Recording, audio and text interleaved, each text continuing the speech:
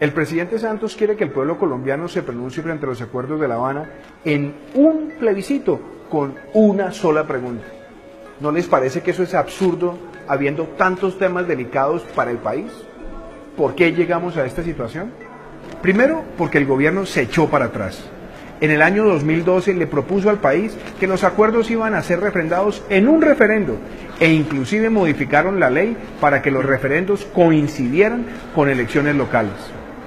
¿Qué pasaba con los referendos? Que los referendos necesitaban un voto informado, donde muchos de los puntos estuvieran desagregados por preguntas para que todos nosotros pudiéramos pronunciarnos.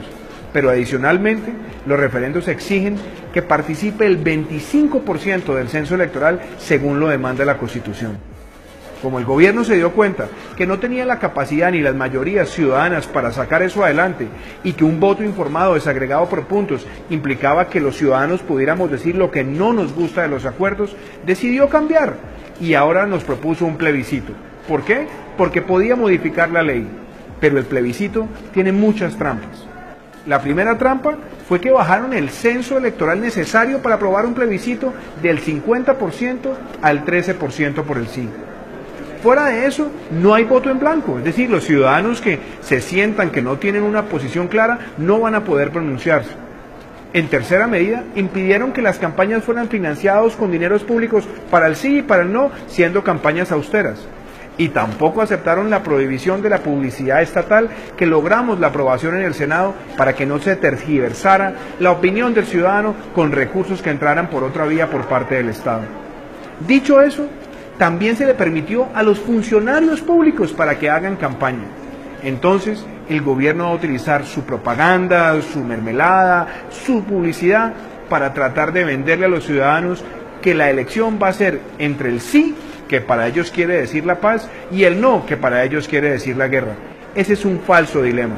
Los colombianos no vamos a pronunciarnos sobre paz o guerra. Vamos a pronunciarnos sobre si los acuerdos de La Habana son realmente buenos o no para la nación.